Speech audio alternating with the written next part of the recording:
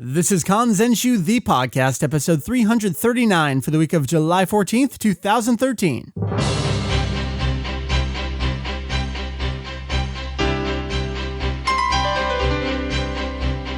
What up, hey-os? Welcome to a Kanzenshuu, the podcast, an extension of the all-encompassing Dragon Ball fan site. Kanzenshuu. That's right, we cover anything and everything, and for sure this episode, Dragon Ball, in hopes of enlightening and a little bit of entertaining. That's right, my name is Mike VegettoE to the X, joining me across the internet, across an ocean, not wearing a shirt.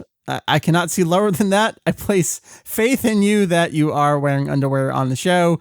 Julian. Well, it's really hot here, and I just got out of the shower, so I'm doing my best without air conditioning since we are recording. I do have the window I'm not open. making the judgment call. It's fine. It's fine. Okay. It's just the two of us this episode. How you doing, man? I was getting ready to take the actual driving portion of the driving test, and it's coming up this week on Tuesday. Oh boy. How you feeling? I think I can handle it, but everybody's telling me I have to be really obvious with the way that I check my mirrors and you were telling spots. me. You kind of got to like over-exaggerate all of your, yes, I am checking this mirror, and like shake it a bit and put it into place. Yes, like purposefully get their attention and make sure they're watching you do it. Yeah. Because they can fail you immediately if they feel you're not being cautious enough. So I'm hoping I pass that, because otherwise I'm just going to have my wife drive in Okinawa and sort of maybe one hand on the steering wheel to help her out. You know. I should say my wife, she has a driver's license, but she has not driven since she got the driver's license. So. Oh my goodness. All right. So we'll let you be in charge if you are the more experienced driver at this point. Right. Well, it's great. It's great to have you here. Monday is a holiday for you, right? That's correct. It's Marine Day, which celebrates, I think it had something to do with the Meiji Emperor and going to sea or something. It's a holiday. It's a Monday off. Well, that does tie in with our episode this week because I was a little confused. I didn't realize it was a holiday. I'm like, how do you have Weekly Jump already? Because it comes out on Mondays. But you said to me that when the holiday falls on a Monday, they release it on the previous Saturday. That's correct. And it is officially released on Saturday. It used to be back in the days when Jump was released on Tuesdays, like when Dragon Ball was still in serialization. Mm-hmm. The official release date would always be a Tuesday. Right. So it's just kind of like a soft release. If they had it, they'd put it out a couple days before. Yeah, and plus distribution networks weren't quite as solidified the way they were. They do still note that different regions may have different official release dates, but it doesn't mean as much anymore. But that's what I was talking about it with Greg back at the end of last year, because I translated this stuff from the Dragon Ball Children things, and there were people talking about how they'd always get Jump the first day of the school week, and I think, wait, that's Monday. Jump came out on Tuesdays back then. Mm-hmm. But that's just because they had it, so they put it out. Gotcha. Getting back to this, it's a holiday, so early Jump. Yeah, and it ties in really well this week because there is something significant in Jump this week, and it's kind of funny. We just assumed that this new thing was going to be day and date in English because Viz did announce it as well, but you kind of lucked out and you got it 2 days early. That's right. That's pretty nice. So this episode, our topic is kind of going to be this introduction to Ginga Patrolu Jaco. It's a new series, if you want to call it that. We're looking at probably only about one tankobon length, right? Probably. The official numbering of the chapter, and this is very strange, is... We'll get to it. It's like 10+1, right? Right. But I should say, though, it's not just Viz calling it Jaco the Galactic Patrolman. It's actually written in English. Oh, it is? Okay. On the title page. Gotcha, because I think we only had the Japanese text in those early leaks, but that's good. Well, Shueisha is really pimping out the fact that this is a simultaneous release across they are. countries. On this page here, they have a note at the bottom that it's available in English in 7 countries, including the US and Canada. Check out this website, which links to Viz. You're showing me. It's not that anyone can see this right now. But well, yes, but you can see it. I can. I'm explaining this to you. Take a little picture of it. We'll put it up with this episode. So that's what we're going to talk about. And Julian, the reason we're talking about it, it's not that, we got nothing to talk about. Because we do Toriyama stuff, jump on it before anyone else. There might be a Dragon Ball connection here. Maybe. We really have no idea at this point, but there are some significant hints involved. There are. So that's going to be our topic, Julian. We're not going to do it manga review of awesomeness style. We'll just have you give us a little introduction to it because everyone's going to read it on Monday. If you're listening to this show, there's a good possibility, especially the way that Viz has expanded their digital weekly jump, that you can check it out on Monday. So that's what we'll do. But we got news and other stuffage. So let's jump right into it.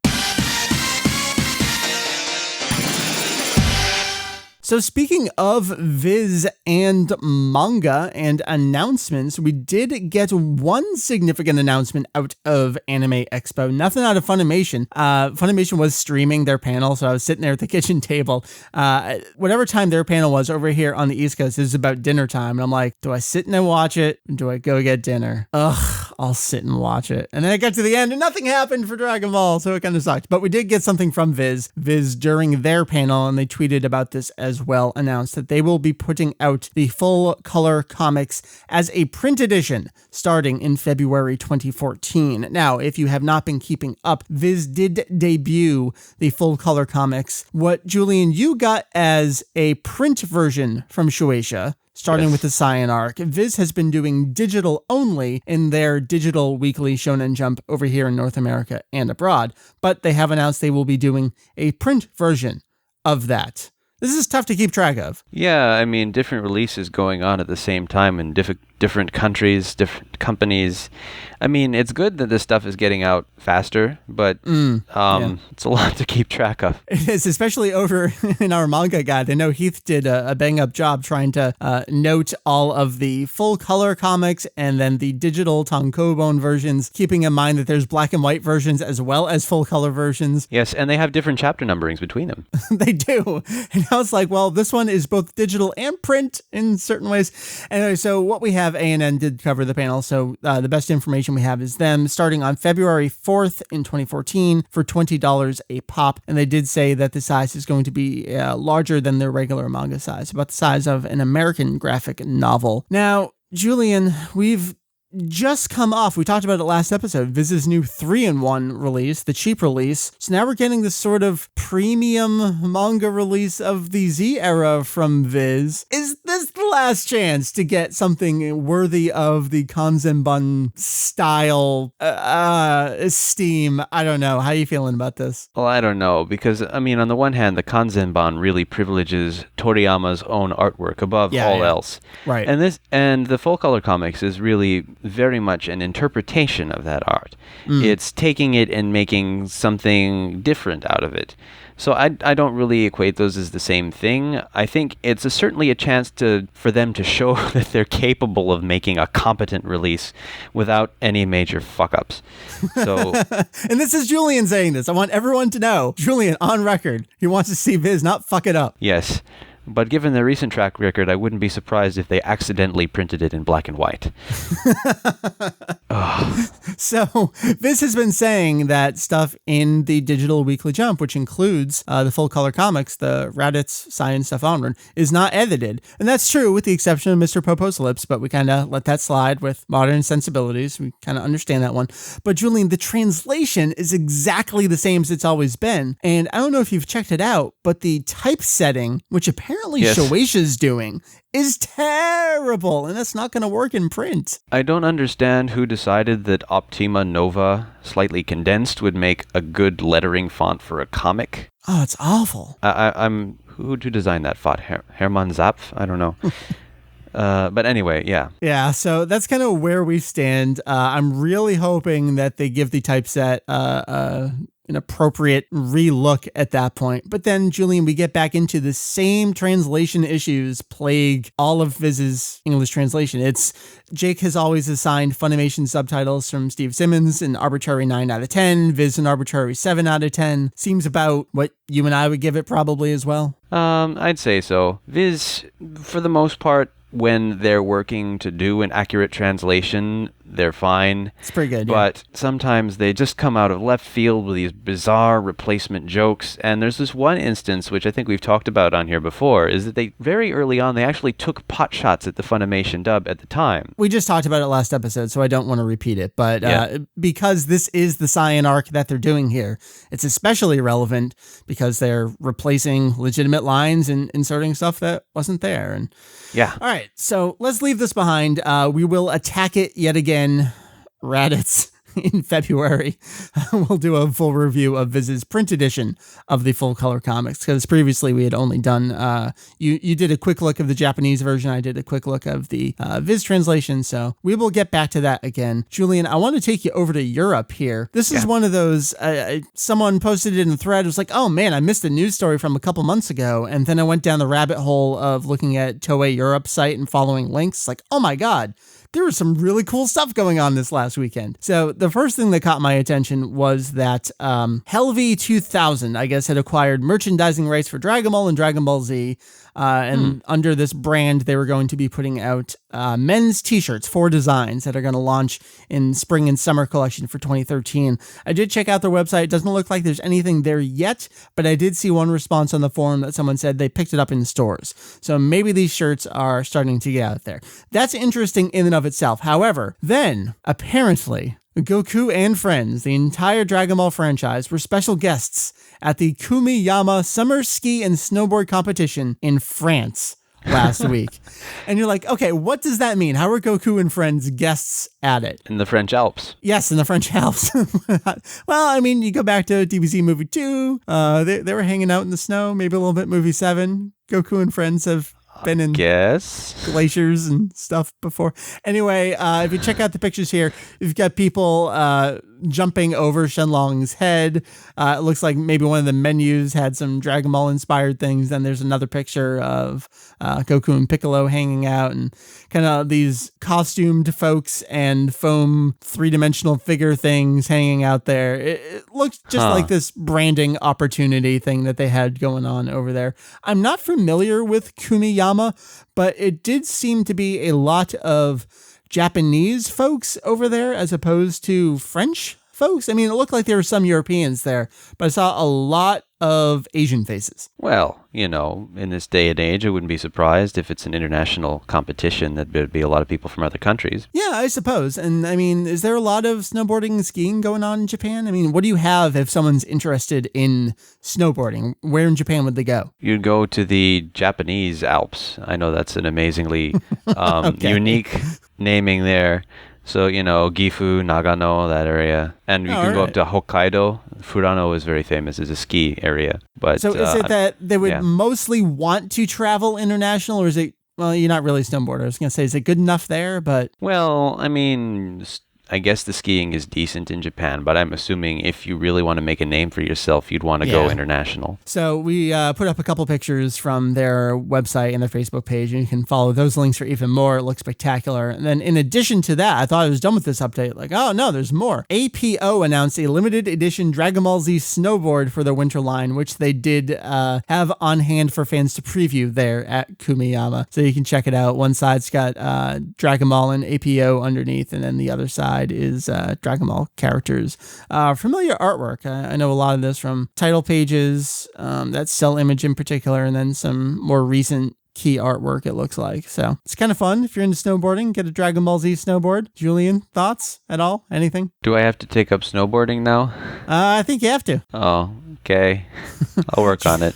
Julian, let's keep it international. Latin America, you're all up on this. This is another one of those falling down the rabbit hole of links. So, out of curiosity, I went back to Diamond Films Mexico's official Facebook page. Not the many ones purporting to be official, but the actual official one for the release in Mexico. And it's tough to tell. Yeah. Hey, they've got a release date. And I started going to all the different Diamond Films pages on Facebook. They got 4 for not only Mexico, but also Argentina, Peru, and Chile. Wait, they've all got release dates. So I sort of compiled them together. And so if you are living in Central and South America, well, I guess Mexico is actually North America, North Central America. Anyway, Argentina, it will be the 19th of September. Peru, Battle of Gods will be coming your way in on the 26th, and in Mexico the day after that on the 27th, and in Chile will be coming on the 10th of October. So if you're one of the many Latin American fans and you're lucky enough to be living in one of these countries, you'd be marking this date down on your calendar. By the way, I saw somewhere, but Neovision, the Hong Kong company, yes, moving away from Latin America, has also officially now revealed the release of Battle of Gods in Hong Kong as the 15th of August. So it's no longer just the word of some person I talked to on the phone. Right. I did see that. Someone put up on Facebook, hey, it's confirmed. I'm like, yeah, I know. Julian confirmed it. Yes, but now they've officially announced it as well. They've gone public with it. Yeah. I did want to talk about the poster image that we put up. I look at it and it looks a little fan-made, and some other folks are saying, hey, that looks really cool, but it looks kind of fan-made. We pulled this directly off one of the official pages. So it's either a case of, yes, it's official, or one of those they got fooled into thinking it was official and took it themselves. Yeah, pretty much. I mean, that's the thing. There's all these pages purporting to be the official page, and then there's the official page, which looks like it could be a fan page. Yeah. I mean, the only real reason we know it's official is because Diamond Films Mexico links to it, and they've got all these movie announcements of non-Dragon Ball things that fans wouldn't care about. So we're pretty sure that they're the real thing. Right, and they'll put things up around the same time, so it's clearly a coordinated effort there. Yeah. So that's great. Again, Philippines, I think it's August 15th, and Hong Kong, August 15th, 14th, 15th, something like that. Still nothing on North America. Still waiting, still hoping. We will absolutely let you know if and when something is announced. That will be front and center. Don't worry about it. Julian, couple last news stories. One little one, the usual one, week in, week out, Dragon Ball Heroes Ultimate Mission, the 19th week sales. This is the period July 1st to July 7th. The game pushed another 3,732 copies. It's back on the Media Create sales list, although it did dip a little bit in sales from around 4,000 last week. So dropped maybe around 250 copies. Yeah, but it's still keeping on. It is. It's, according to Media Create, about 220,000 total copies, which isn't this overwhelming success, but it's extremely strong, especially the long tail we're looking at for Ultimate Mission. Yeah. So we'll keep on keeping on along with the sales as it continues there. Yeah, I mean, considering you're looking at, a subset of Japanese boys who care about these card games, probably mostly people who also play the game in real life. So, right. Within that restricted demographic, I think it's probably doing pretty well. And we talked about that. It's like the semi-incestuous relationship where the 3DS game is keeping the arcade game afloat and vice versa, and just all the continued support everyone's tossing into it. The only thing I do want to continue to mention is we've never seen a Dragon Ball game. I mean, I don't want to say never, but in my memory, make it to 19 weeks on a sales chart. Usually it's first week, great. Second week, drop. Third week, you're lucky if it's still on the top 20, and then that's it. We're at 19 weeks here. And I mean, it did drop away for a week or two, but it came back strong. And yeah, but it's been there for 4 months. Yeah. So, Julian, let's wrap it up with the last very major news story, which is going to tie in with our topic as well. Earlier this year, Viz jumped on they had their Shonen Jump Alpha for a while, which was 2 week delayed, and then they made the day and date jump with in bed with Shueisha for coming out every Monday, their version of Weekly Shonen Jump to digital platforms. So you're talking about your mobile devices, you can read it on a computer, tablets, phones, etc. Shueisha's doing it themselves now. I mean, they've had their Jump bookstore, but now they are Weekly Jump. Get it digital. Yes. It's being put out through the Jump Bookstore app, and that's accessible if you have a Japanese account, which requires either a Japanese credit card or a Japanese gift card for the iTunes Store, on iOS anyway. Right. So, I mean, there are other platforms. I think it's on like Nook and some of the other stuff as well. But that's true. So yeah, so if you can access any of those with a Japanese account, then you would be able to get not only Jump Day and Date, but actual Shonen Jump. Now, the article that we saw does mention that any physical bonuses that would come with the magazine will obviously not be included, but they are including little bonus things. In fact, the current issue, the very first issue for this release, is coming with cross-epoch which is the crossover chapter between Akira Toriyama and Eiichiro Oda with characters from both Dragon Ball and One Piece in a sort of fantasy setting that's neither of those two series. Oh my God, Julian, what year was that? Was that 2006? I think it was. So. I have a copy of the thing that it was originally in. I do too, and actually I think it had slight, I don't want to say water damage, but I think it was in a humid room, unfortunately, so I have it pinned between heavy boxes to try and flatten it back out again. Okay. But yeah, it'd be nice to have a nice, clean digital copy of that. Yeah. Now, Julian, let me ask you, is this crossover in the print edition this week? No, it's just not. It's not. So they are really trying to entice you to check out the digital version. That they are. So this is all, I think, we've really seen Shueisha jump on the digital bandwagon recently, and I think... that pun was heavily intended, right?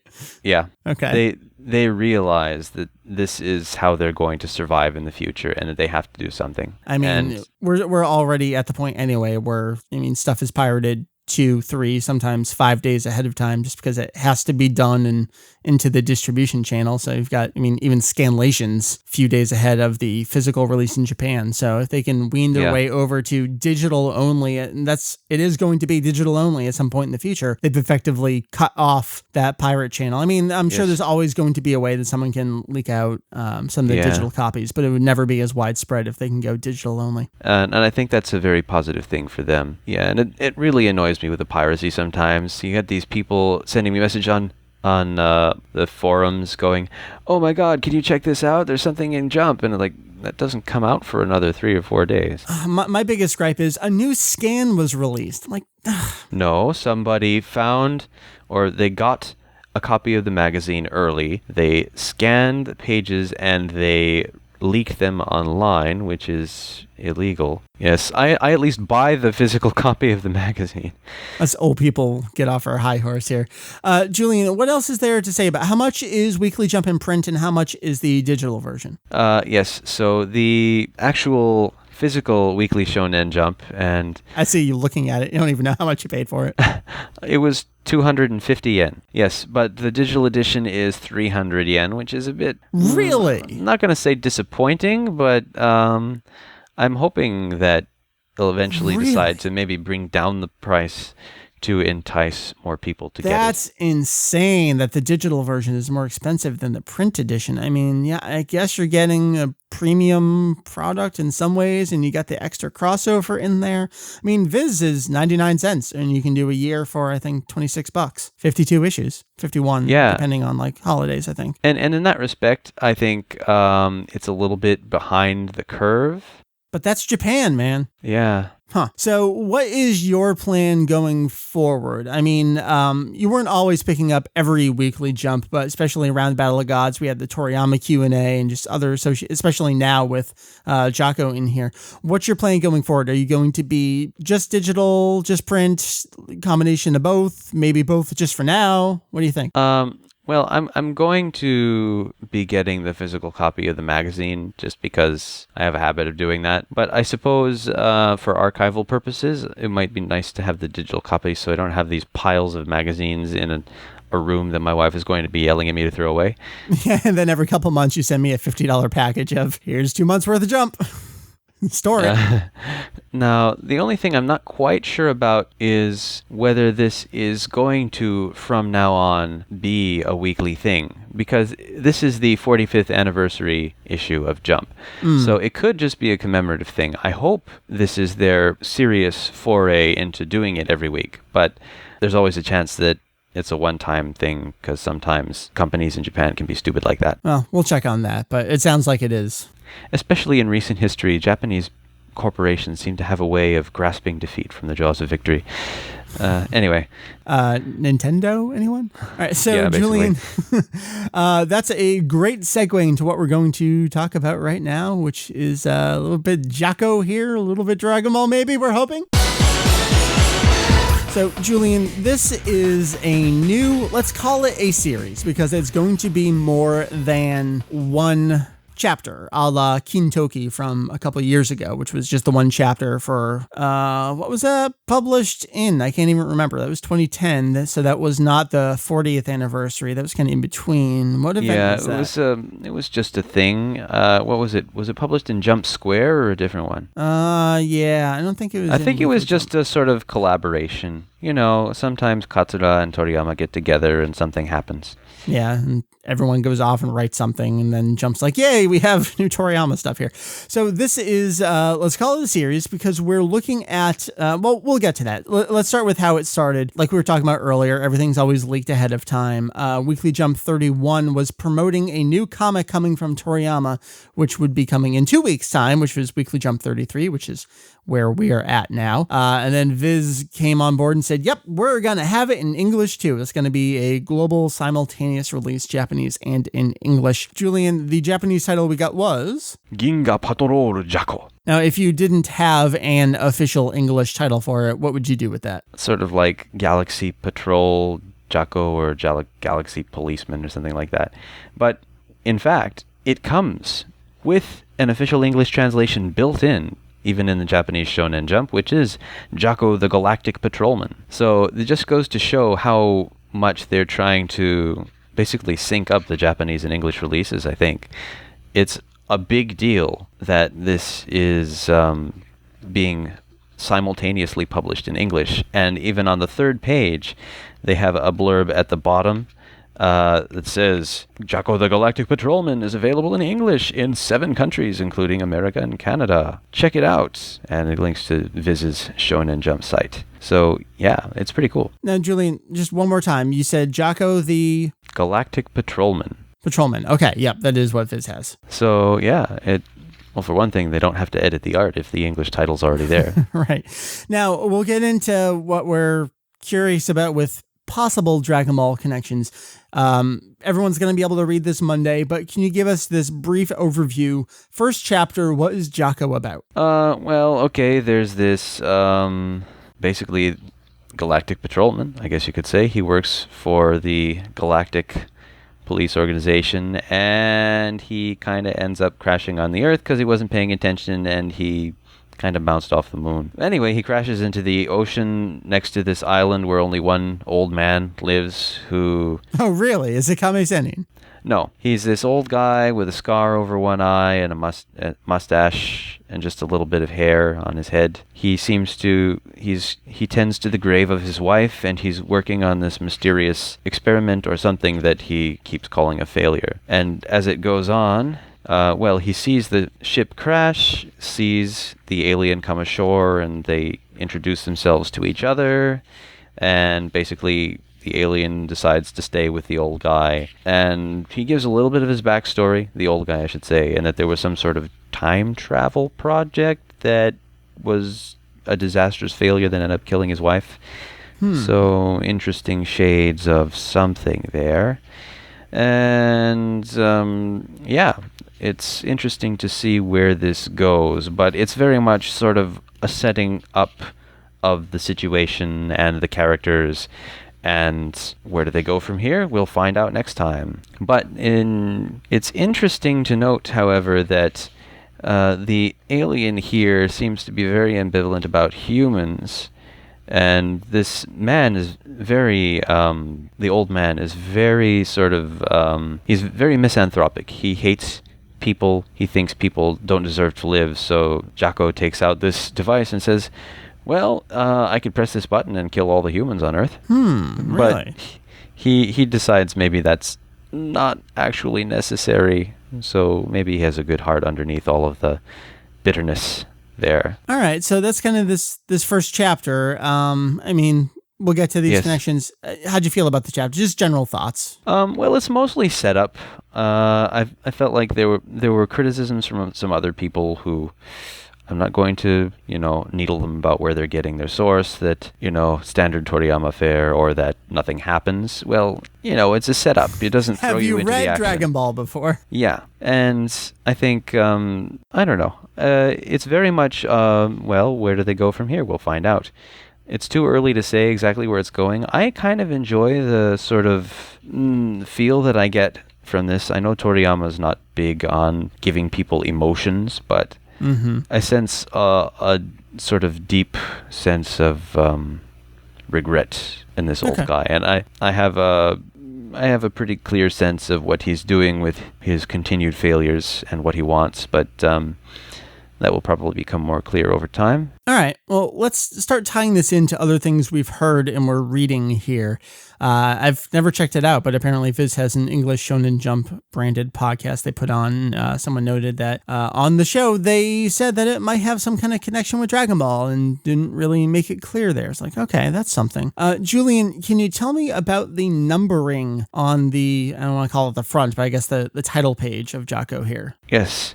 So the chapter numbering is given as 1 over 10 plus 1. So I interpret that as chapter 1 out of 10 plus a bonus or something. I don't know. I guess we'll have to see what that means.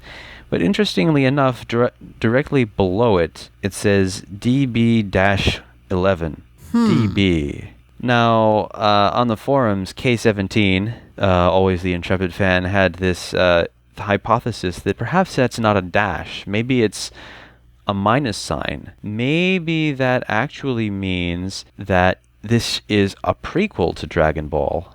Dragon Ball minus 11. So are we saying if you want to start combining these, and again, this is all us fan theorizing here. All right, if it's 10 plus 1 and Dragon Ball minus 11, do they work forward and backward collectively into what may be this plus 1, maybe crossover-ish explanation-ish chapter that ties them together? I don't know. I mean, we don't know yet. It's I suppose anything is really possible.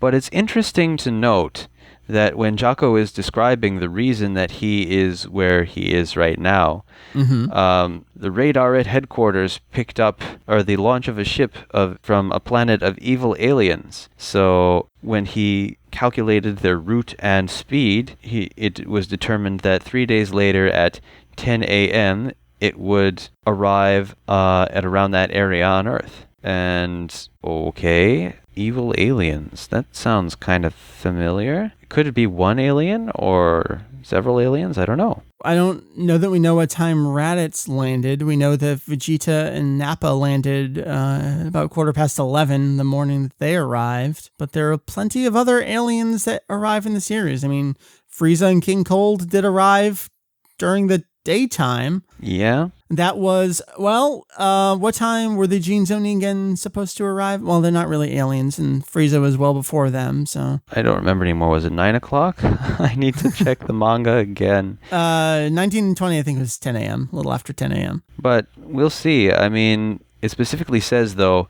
he's got it's his mission to come to Earth and protect the Earthlings by defeating the alien or aliens on board this vessel. So, but it's interesting to note, there is actually a galaxy police or a cosmic police organization in the universe of Dragon Ball. Yeah. But they're also really weak. Yes. They don't have the power to oppose people like Frieza and the Saiyans. And who is this galactic police organization? We don't know because they never show up in the series. Okay, then how do we know this exists? Because in the Kanzenshuu 4, they are mentioned. And Kanzenshuu 4 was made with the input, although not the direct actual oversight of Akira Toriyama. So, is that official? Well, it's there. This could tie in with this. It's also interesting to note that Jaco, yes, while he seems to think it's a quite fitting name for a member of the proud police organization of the galaxy, in Japanese, it literally means like Jaco is like the kind of tiny fish that you use for bait, and as slang, it kind of means like a small timer or a small fry, somebody who in a given area is so insignificant as to not even be worth notice. So, well, if the Galaxy Police are really that pathetic, it's quite a fitting name. Now, how do you feel about all of this stuff? Is it we're looking for things that exist that don't exist? Well, I don't know. I mean, there is one comment given in the table of contents. Okay. We've mentioned this on the podcast and on the website before, but every issue of Jump comes with comments by the authors of each manga in the table of contents. And Akira Toriyama's comments for this chapter of Jaco the Galactic Patrolman say, ちょっと古臭い感じの内容ですが、最後まで読んでいただければなぜかわかりますよ. So the content has a bit of a dated feel, but if you read to the end, you'll understand why. So he's teasing us here. We're being prodded from all these different directions to look for something. Yes. So, is there a connection? They certainly seem to be hinting that there is something there. And, well, what else are the kids who read Jump every week going to know? And we've talked about this so much. I mean, Toriyama's involvement with Battle of Gods seemed to have pushed him beyond the begrudgingly doing artwork into the I'm getting just enough involved here as the original author to enjoy what I'm doing and happily hand off the final work to other people, but to be able to say, this is what this character should look like, this is the kind of thing they should say. Everything we've read from him has been happy over the last year. Yeah, it really feels like he's decided to, I guess you could say, take ownership of his work. In that previously he was fine with letting the people do whatever, but after the debacle that was Dragon Ball Evolution, he decided, well, maybe he should have a little more input. And it'd be interesting to see, if this really does have a tie-in with Dragon Ball. It's a way for him to do something else, something different, and yet have it connect to the stuff that he's already done. Yeah. Now, Julian, I have to ask, if this does end up tying in with Dragon Ball, because it's from the pen of the original author himself, is this a canon? If it fires projectiles, then yes. Do you care? Because I sure don't. As to whether it constitutes the true history of Dragon Ball, well, I guess if you wanted to. I don't know. We don't know what happens yet. Right, we only have the first chapter. We're probably 10 chapters away from forming complete thoughts here. So I'm excited to check this out. Yeah, I think it's worth a look. I mean, it's only the first chapter, so, as I've said repeatedly, we don't know what happens. But it's the start of something that could potentially be very interesting. So I think what we'll do is, if we get any more hints toward Dragon Ball along the way over these next couple of months, we will, of course, address it during the news portion of our show and on the website. We'll all be checking it out every Monday, if we can, if it follows a weekly schedule, as we're hoping it will through and through. And then at the end, I think regardless, if it is tied in with Dragon Ball, we'll make it a regular edition of Kanzenshuu the podcast. We'll do a big manga guide edition, wherever it needs to go, all that. And if it does not end up tying to Dragon Ball, well, we've been following it along the way. I guess we'll do a bonus episode covering the entire thing at the end. So regardless of what happens, it's good content for us. Oh, and you know what? I think I might have just found another hint. Okay. So this big thing here is that you've got this cover with Jaco the Galactic Patrolman front and center. Right. But there's a note at the bottom of the page. Now, are you looking at the cover of Jump for the title page? What are you looking at? The cover of Jump. There's a note at the bottom of the cover page that says, if you read this page with an AR, which is something reality. Augmented reality? Augmented reality app. That legendary hero will appear. And after that legendary hero and before appear, there's a certain person going, os, to somebody, the top of somebody's head. So maybe I will try downloading this augmented reality app and taking a look. Let's do this right now. We're going to keep recording. Let's do this. So, Julian, we've just sat and gone through this process. You've done the augmented reality. You've pointed it at the cover of Jump, and you saw some animation. Give me a rundown. What just happened? So you point the phone's camera at the front of the magazine, and things start moving in the background around Jaco. And suddenly all these different characters start flying at you. And then you get a black background, and you get more characters from things like Gintama and Toriko and Naruto, and you get Luffy flying up with a burning fist until finally Jaco flies away, and in the center of all the other characters, Goku appears with a number 45 on his dogi, and you get this word balloons that say, thanks for 45 years, and here's to more. So is this a tie between the things, or is it just this cool, fun promotional thing? Well, I guess on the surface, it's just a cool, fun promotional thing, and obviously Akira Toriyama seems like, your go-to guy if you have a Jump celebration, since he is one of the people responsible for lots of success in Jump, and as well as inspiring a lot of the people who are in the magazine right now. It is an interesting thing that, he has this serial starting this issue, and hey, here's Goku. That's the little AR experience. We're pretty much done with this. We just got to keep reading every week, right? Basically, yeah. But that was pretty cool. That was fun. We'll put up this picture here along with the podcast episode. So we're going to bring this podcast episode to a close. The only thing I want to mention is I do want to thank everyone that has donated over the last couple months. I have updated the entire donation page, named months for people. If you did donate recently, you don't see your name, you're going to be on the next month there.